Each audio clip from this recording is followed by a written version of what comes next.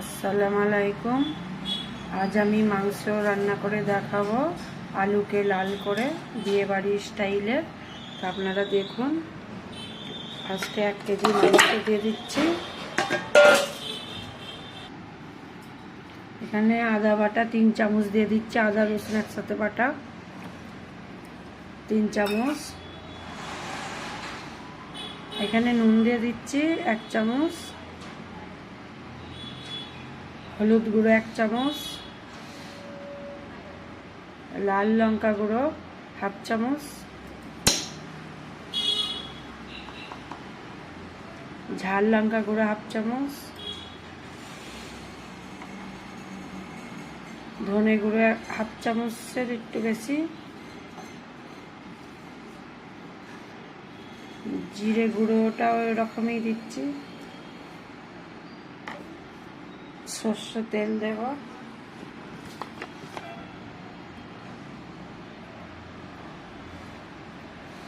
একটু বেশি করে সর্ষে তেলটা দিচ্ছি।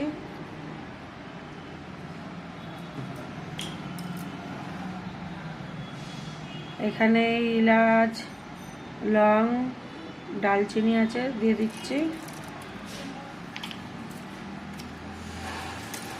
তেজপাতা দিয়ে দিচ্ছি 3টে,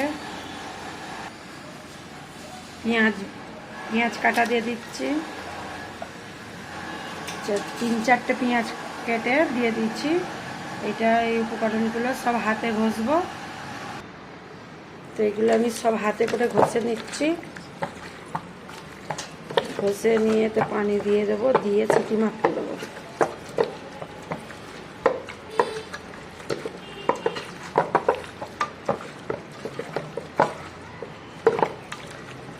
তো এটা আমার হয়ে গেছে মাখা। তো এখানে আমি পরিমাণ মতন পানি দিয়ে দিচ্ছি।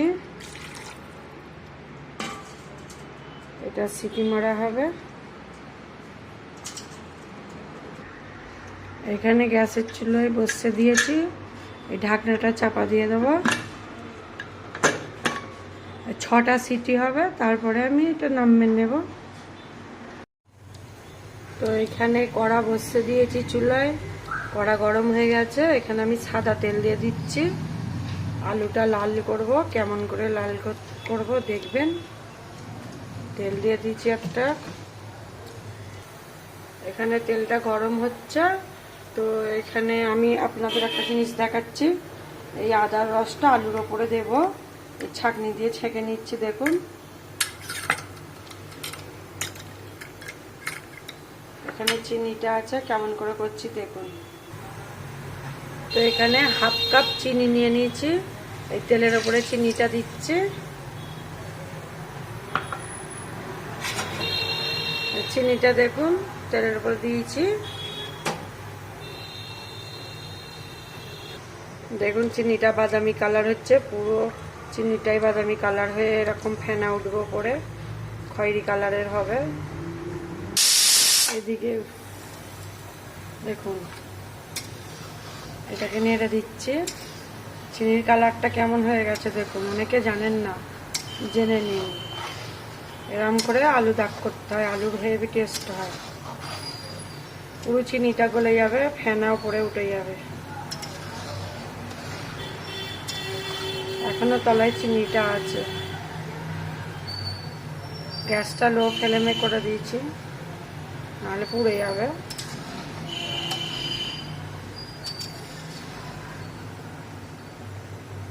এখনো চিনি লেগে আছে খুন্তিতে।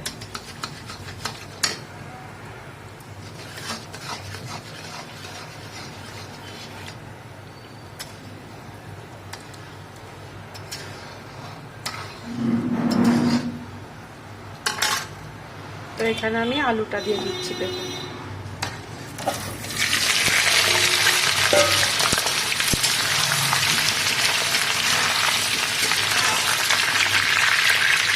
তো এখানে এই আদা রসুনের মিক্স করা রসটা দিয়ে দিচ্ছি।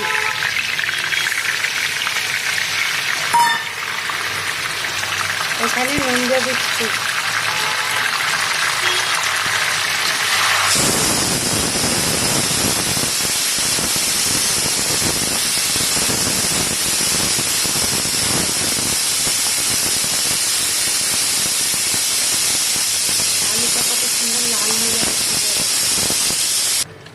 দেখুন নুন দেওয়া হয়েছে আর আদা রসুনের যে পানিটা দেওয়া হয়েছে ওইটার লেগেন এই একটা দেওয়া হয়েছে, ফেনা ফেনা লাগছে।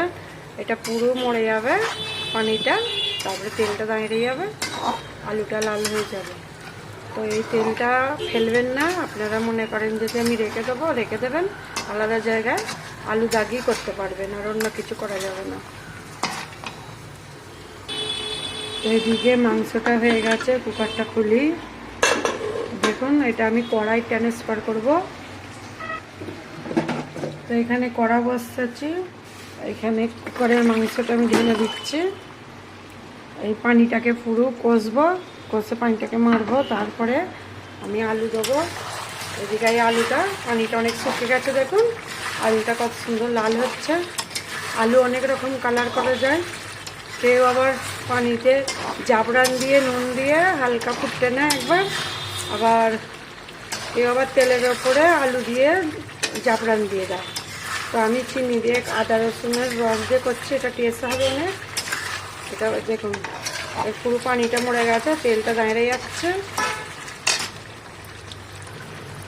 দেখুন আলু লাল হয়ে গেছে, গ্যাস অফ করে দেবো, আলুগুলো তুলে নেব। এখানে খালি এটা তেল আছে, পানি নেই, পানি সব শুকিয়ে গেছে। আপনারা এরকম করে আলুকে লাল করবেন, করে তরকারি রান্না করবেন, চাই মুরগির তরকারিতেই হোক আর খাসির মাংসতেই হোক, দিয়ে রান্না করবেন, খুবই সুন্দর টেস্ট হবে। দেখুন আপনারা ভাববেন যে চিনি দিয়েছে মিষ্টি হবে, মিষ্টি হবে না, টেস্টিং হবে। আর এইদিকে মাংসটা আমি কড়াই ঢেলে ফেলেছি, এটা পানিটাকে পুরো মেরে ফেলবো।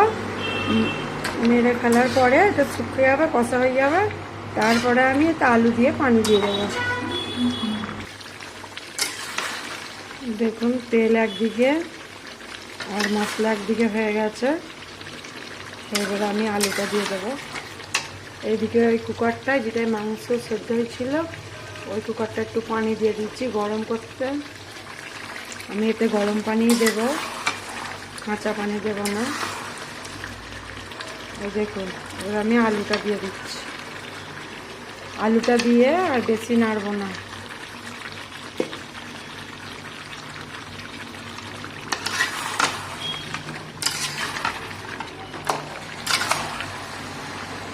কত সুন্দর লাগছে দেখুন, আপনারা ট্রাই করে দেখবেন। তো আমার কষা হয়ে গেছে এটা, তো আমি এইখানে পানিটা দিয়ে দিচ্ছি, গরম পানি।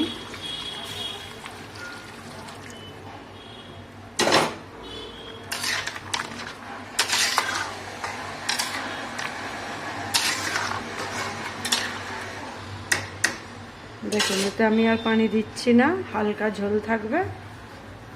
সেদ্ধ করতে দিচ্ছি আলুটা, পরে দেখাচ্ছি আবার। তরকারিটা হয়ে গেছে, দেখি আলুটা সেদ্ধ হয়ে গেছে কি। এই দেখুন আলু চামচে করে কেটে গেল, হয়ে গেছে। এরকম ধরে ঝোল রাখবো, ভাতের সাথেও খাওয়া যাবে, রুটি পরোটা যা করবেন তাই দিয়েই খাওয়া যাবে। চালের আটার রুটি হলে আরও ভালো হয়।